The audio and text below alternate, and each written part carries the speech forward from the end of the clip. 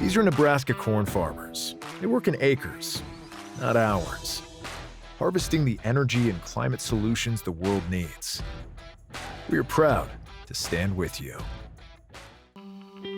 The success of tomorrow's soy industry depends on the actions we take today. The future is here, and the time to move is now.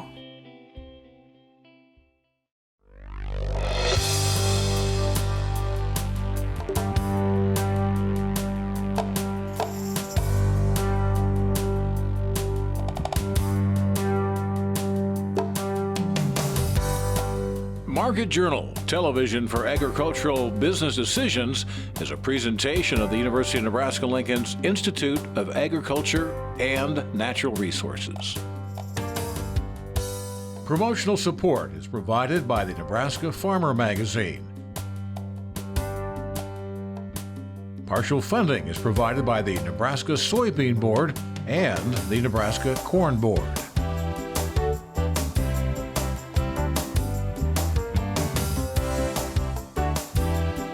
Well, hi again, everyone. I'm Bryce Duskett, and thank you so much for joining us today on Market Journal. We've got a lot to get to on this week's show, including getting rid of woody encroachment using prescribed burns.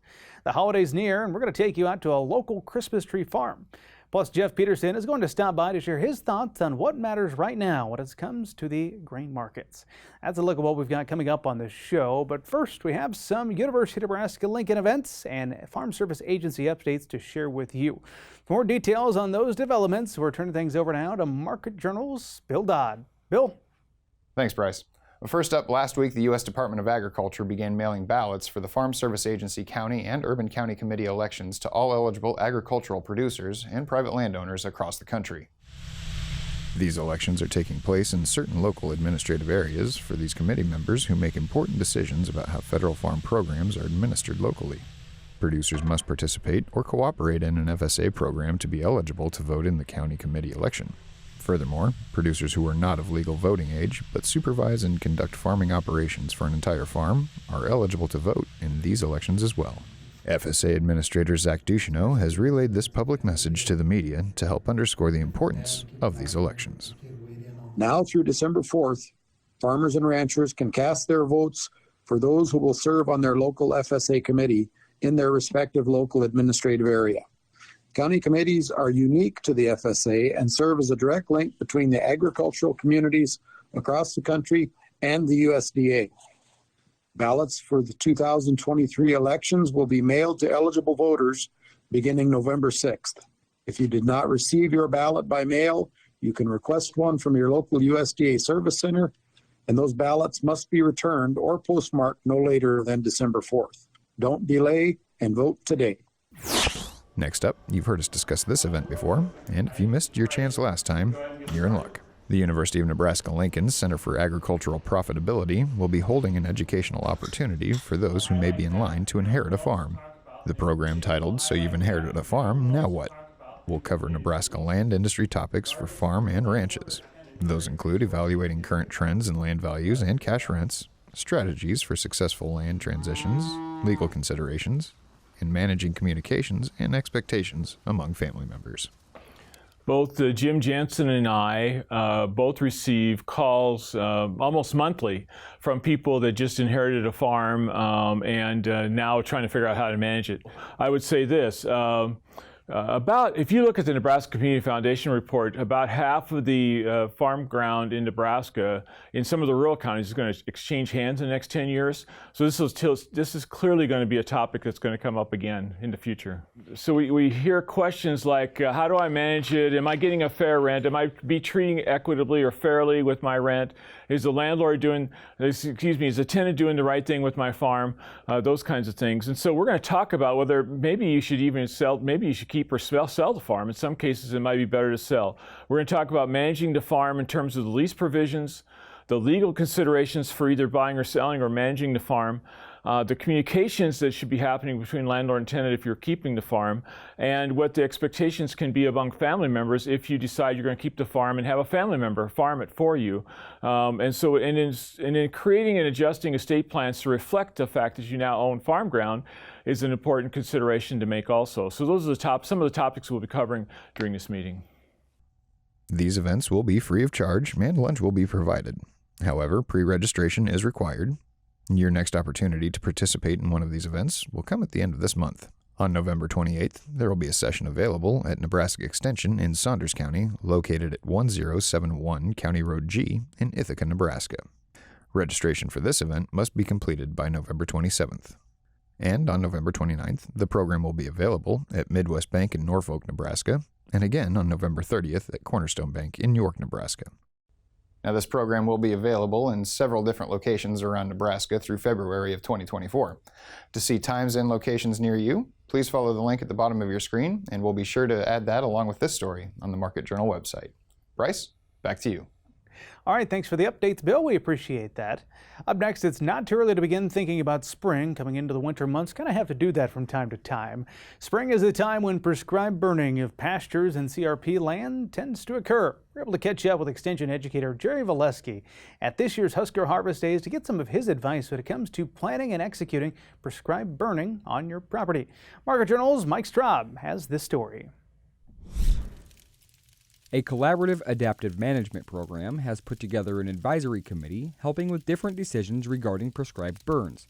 The primary objective to most prescribed burns in Nebraska is to control eastern red cedar trees. For the research at the Barter Brothers Ranch, it began a year ago, and it's called a collaborative adaptive management program. And with that type of project, we have an advisory committee that is going to help or is helping us with the different decisions related to that research. And one of the things or issues that was brought up was the cedar trees in that area.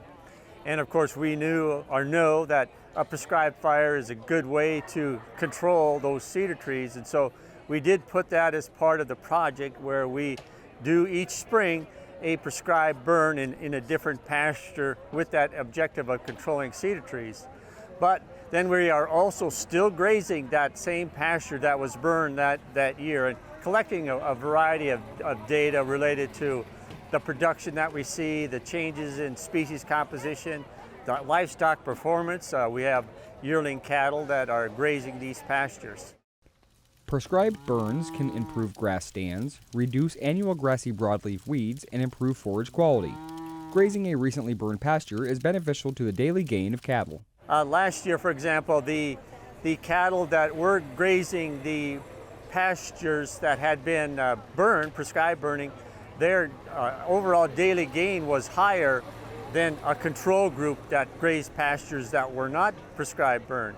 And really the reasoning behind that is that when a prescribed burn is conducted, the grass that comes back is generally a little bit higher in quality, and in particular, you're not dealing with the older previous year's growth or residue that's out there.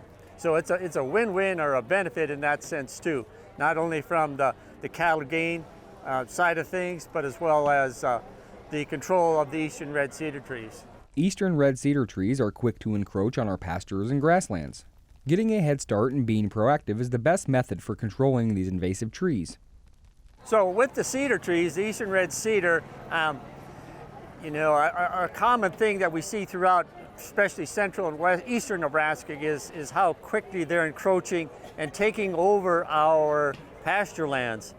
And ideally, a producer or landowner, he's going to be proactive and try to take care of that problem early before those trees get too big, too tall, and too many of them. And so that's one of the other things we try to emphasize when it comes to that eastern red cedar tree control is to be early and proactive, and don't wait too long before you start to try to do some control. Safe and controlled prescribed burns take preparation, planning, and understanding of how fire reacts in certain weather conditions. Many times, the preparation will begin a year in advance. When we're doing, when people do a prescribed burn, one of the things that comes into play is that it does take a lot of planning You want to make sure that you've done some prep work ahead of time, and that might include some mowing around the perimeter of the pasture that you're going to burn. The weather conditions have to be within a prescription to safely conduct that prescribed burn. So with the prescription, what we're looking for is the correct wind direction for the burn plan that was put together. The wind speed, of course, as you would expect, is very important. Relative humidity, there's certain levels or thresholds where if the relative humidity starts dropping too low, you're going to become out of prescription and it could be dangerous. So if you stay within the prescription that's laid out for a safe prescribed burn, things should go well. Nebraska Extension, as well as other entities across the state, give several resources to reach out to if you're interested in conducting a prescribed burn on your land. There's a number of, not only Extension, but a number of different agencies, both agencies like the Natural Resources Conservation Service, but there's also some, we call them NGOs. These are organizations like Pheasants Forever, Sandhills Task Force. A lot of the natural resource districts are also providing some support and guidance when it comes to doing a prescribed burn on a landowner's place. If you're having an issue with invasive eastern red cedar trees or want to improve forage for grazing, a prescribed burn might be beneficial to your area. Contact the many resources available by the Collaborative Adaptive Management Program for information. Reporting for Market Journal, I'm Mike Straub. Thanks, Mike. If you're looking for more information on prescribed burns, you can find that over at cropwatch.unl.edu. Well, let's pivot now, discuss the latest in the grain markets. Joining us earlier this week to share his thoughts was Jeff Peterson. He is the president of Heartland Farm Partners. We'll begin discussing the position of the funds. Let's dive into the markets, and in particular I want to begin this week's conversation talking about the funds. You know, the fund position is something that a lot of people will know, but I'm curious, where do the funds sit today when it comes to corn and soybean markets, and what might that tell us about the prices? Yeah, no, the fund position is very important to monitor. That comes out every Friday afternoon, and that tells us basically where the fund position is as of that previous Tuesday. And we look back to our latest results. We've got the funds there. They're long on the soybean side, they're short on the corn side, and actually short on the wheat side also. And as we dig deeper into that, what that's really telling us is that they think the beans are continuing to work their way higher. They are short on the corn side, which that's been getting a little bit of pressure on that corn market, and they've been continuing to stay short on that wheat side. And what we need to see in order to basically turn the corn and the wheat side here, we just got to get some additional positive items in here that'll kind of bump the demand side and kind of get them start buying back. If they start buying back, that can be really good on corn and wheat because they've got a lot of shorts they can buy back against, Bryce. Well, let's talk about some of the factors that are influencing the commodity trade today. What are the most important things you're keeping an eye on day to day? Yeah, right now it's that transition period. You know, we're coming off of looking at the U.S. supply, but then what we're flipping right back over and looking at South American supply and what's going on in South America weather. In addition, the Israel-Hamas war, and in particular what impact that's going to have on crude oil prices if other countries get involved or if there's any type of activity as we look around that Strait of Hormuz. In addition, what we're watching is that what's going on with the war between Russia and Ukraine, and what impact is that going to have on two things with Ukraine, their ability as we think about their spring planting, what's a mix of crops going to be, but also on the grain that they have in supply. How are they going to be able to go ahead and get that shipped out, and are they going to be able to move that out of the Black Sea, or are they going to have to rely on the rail lines going further west? And then at the same time in there, we have to keep a very close eye on what's our demand looking like here in the U.S., and not only the sales side, but also the shipment side, Bryce. I'll ask you about demand coming up here in a second, but let's go back. You bring up South American weather. Let's go back to the very basics of what's happening down there, because I think if you hear the chatter, it's, you know, we're paying attention down there, but where are they at in relation to their growing season? Yeah, no, that's a great point. And if you go into this time of year, so let's just take Mato Grosso, which is a major, soybean and corn producing area.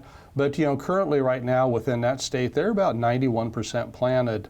But overall, though, if we look at Brazil overall, about 61.2% planted over on the soybean side, but they are about 76% planted on the corn side. Now, as we dig a little deeper in that, weather's causing them some challenges, of course. what you've got is the conditions are too dry in the central and northern parts, but too wet in kind of the southeast. So it's hard to find a perfect spot in there.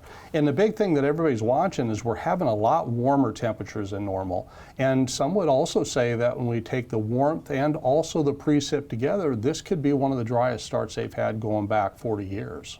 How concerned are you about that situation? Yeah, we're monitoring at this point because our biggest concern, there's really two sides to it. One, it can have an impact on what the yields could be on the soybean side, but the bigger impact longer term could ultimately end up being what's that going to mean for that safrinha corn crop that will get planted after these beans that they're kind of waiting to plant or getting planted in here get harvested. So I think it's bringing a little bit of premium into the market yet.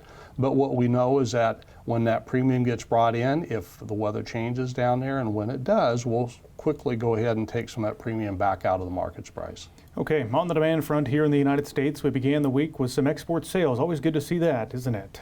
Yeah, it definitely is, and there's been a lot of question marks on that. So let's dig a little bit deeper into that. You know, currently on the corn shipment side, corn shipments have actually been rather positive. They're up about 23.1%. compared to a year ago at this time. Now, USDA believes we're going to be up about 24.9%. And the positive note there on the sales side, it's up about 31%. And that's the bright notes. As we come over to the soybean side, soybeans overall, as we look at the shipments, are not so bad, down about 5.6%. Now, USDA thinks we're going to be down about 11.9% overall.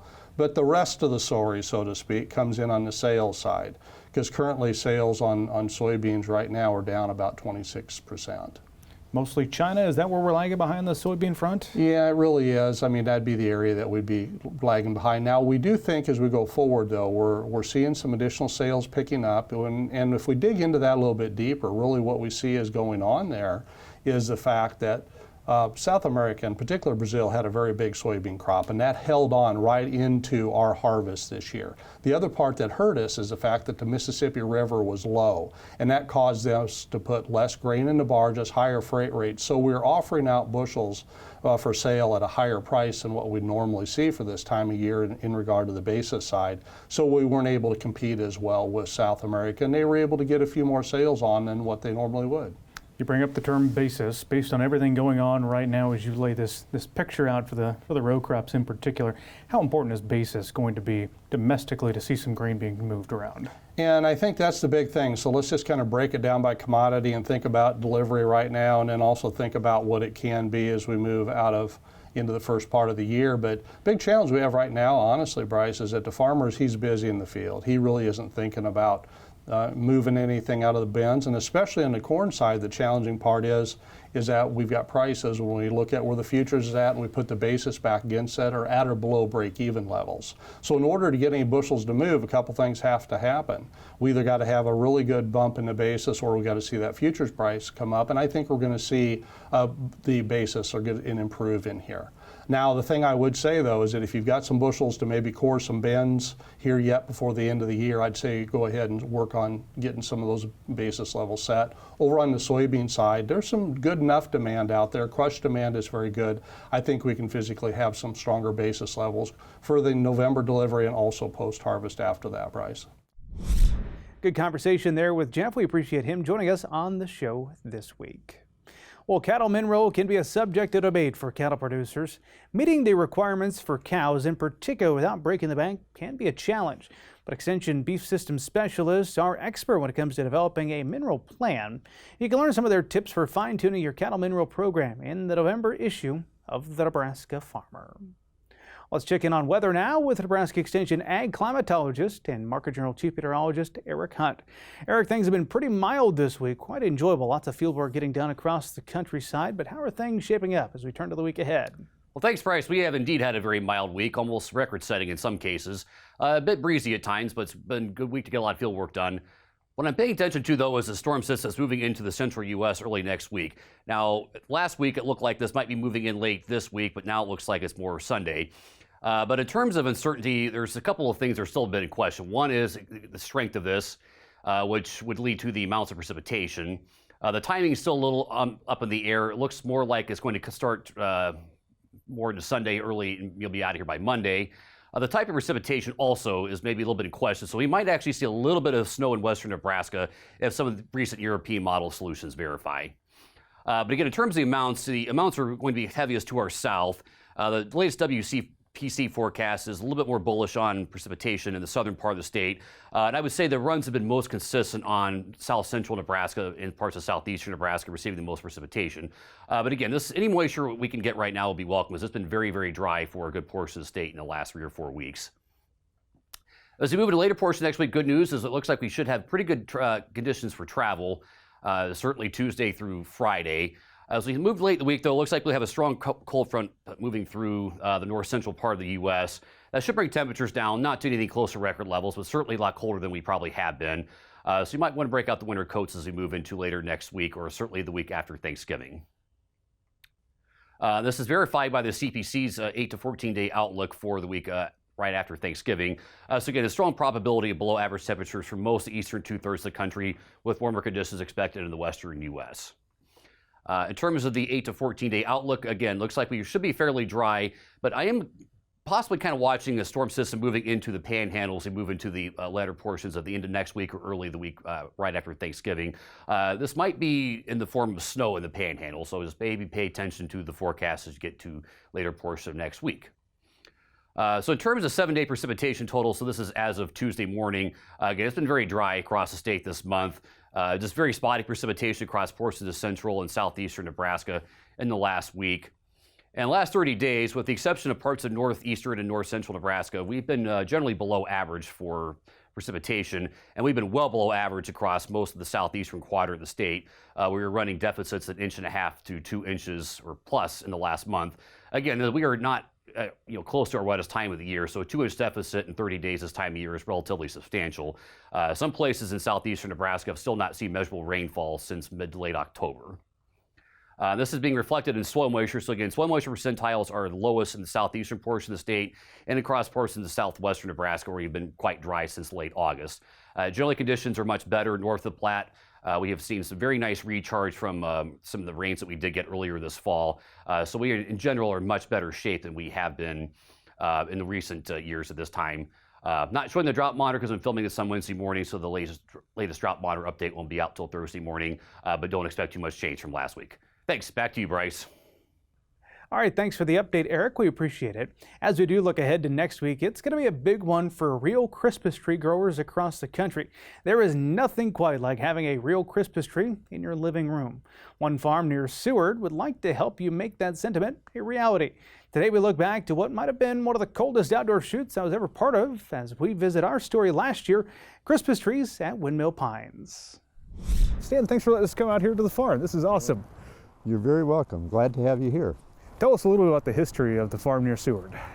Well, my father-in-law started it back in 1968. We were privileged to help him plant the first trees on Easter Sunday afternoon. And then he ran the farm pretty much by himself, hired a little bit of labor. We were gone thereafter for 14 years and then came back in 1982. And since then, we have continually taken on more and more responsibilities until his passing. And now we are the owners of the place. So anyway, we have customers that love our trees, and so we've been blessed to have another really busy season this year. That's what I wanted to ask you about. You opened up on Black Friday. How did the first weekend of sales go?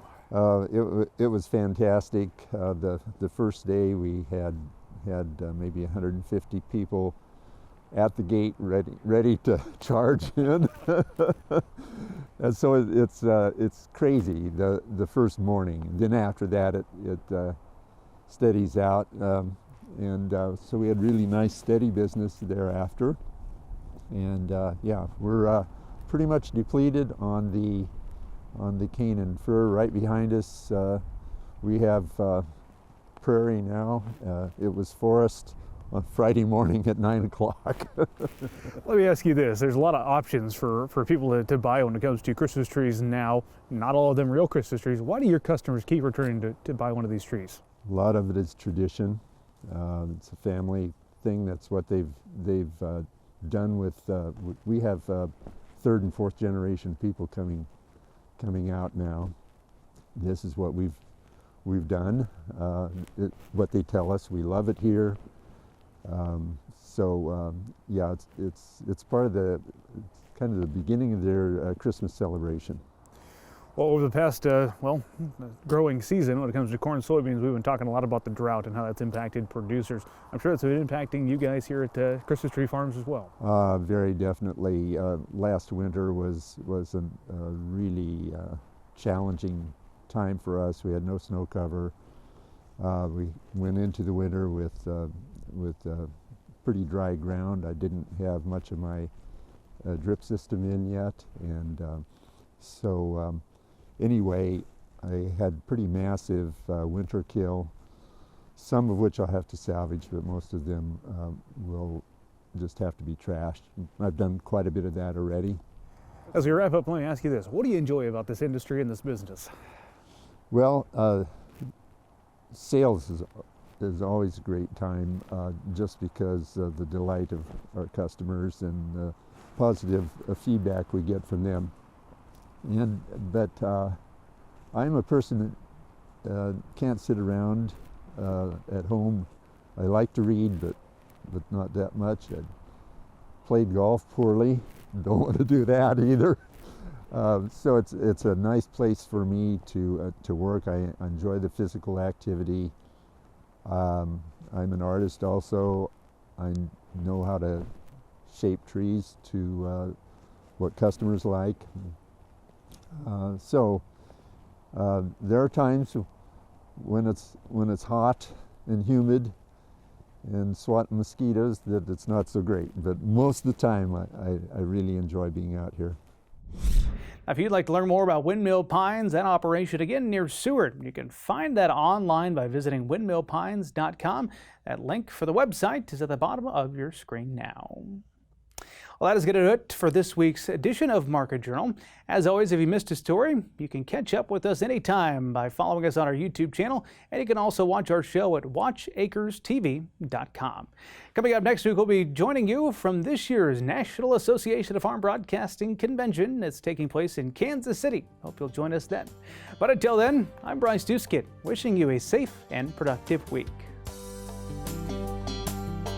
Join Market Journal online at marketjournal.unl.edu. You can also follow us on Twitter, Instagram, and Facebook. Promotional support is provided by the Nebraska Farmer Magazine. Market Journal is produced by the University of Nebraska-Lincoln's Institute of Agriculture and Natural Resources.